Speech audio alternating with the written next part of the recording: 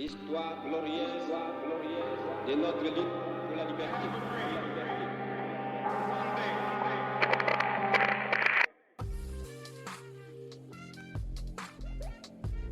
Bonjour à tous, on se retrouve pour ma chronique Les Grands du rugby. D'abord, plantons le décor. Nous sommes en Afrique du Sud, pays de l'apartheid, fin des années 60. Là, vous allez me dire, l'apartheid c'est quoi? Je vous répondrai, c'est la séparation des races au niveau des lois et des droits. L'apartheid est un système politique raciste mis en place par la minorité blanche en Afrique du Sud en 1948 et aboli en 1991. Ce système consistait à opprimer et à supprimer tous les droits des Noirs. Ils sont parqués dans les ghettos et les Blancs dans des grosses villas. Le Blanc a la certitude d'être supérieur aux Noirs depuis des siècles. Pourquoi je vous dis ça? Parce que je vais vous parler d'un gars qui l'a cru pendant longtemps. C'est François Pinard, né en janvier 1967, du côté blanc de la barrière. Éduqué sur le modèle blanc radical, François Pinard grandit sans se poser de questions. En 1985, il entre à l'université.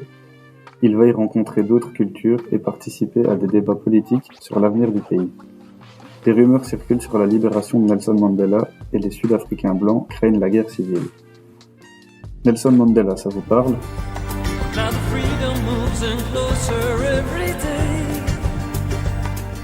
Madiba, de son nom tribal, est le grand homme de la lutte contre l'apartheid.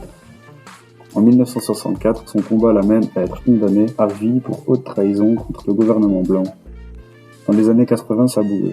L'Afrique du Sud est condamnée par les autres nations pour sa politique raciste. Les banlieues noires se révoltent, les jeunes se mobilisent et débutent une campagne pour la libération de Mandela, le prisonnier politique le plus ancien au monde. En 1990, après 27 ans d'incarcération, le président d'Afrique du Sud décide de libérer Mandela, seul capable d'éviter l'explosion du pays et la guerre civile. Mandela parvient à mettre fin à l'apartheid et reçoit le prix Nobel de la paix en 1993. Et François Pinard dans tout ça. Capitaine de l'équipe des Springboks, il entre le 24 juin 1995 sur le terrain du stade d'Ellis Park à Johannesburg pour disputer la finale de la Coupe du Monde de rugby contre les fameux All Blacks de Nouvelle-Zélande. Mandela, devenu président de l'Afrique du Sud, veut une victoire pour souder le pays. Pour la première fois, les Blancs et les Noirs chantent ensemble God Bless Africa.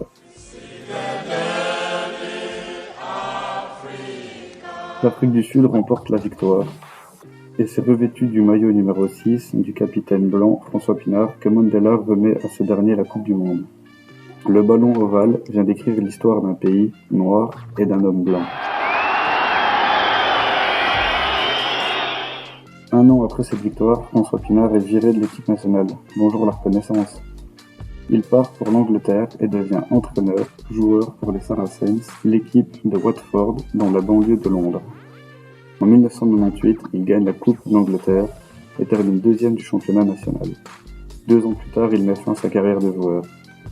Commentateur pour la chaîne anglaise ITV, il reçoit 2 fois le prix du meilleur commentateur sportif.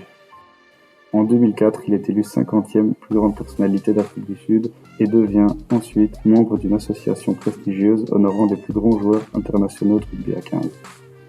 François Pinard s'implique dans de nombreuses organisations caritatives et fonde notamment l'association Make a Difference. Créée en 2003, son association soutient financièrement des jeunes sud-africains dans leurs études afin de favoriser leur instruction et d'améliorer leurs conditions de vie afin d'en faire de vrais leaders pour leur pays. Voilà un type qui a compté dans l'histoire du rugby et de l'Afrique du Sud. Si vous voulez en savoir plus, je vous conseille le film Invictus.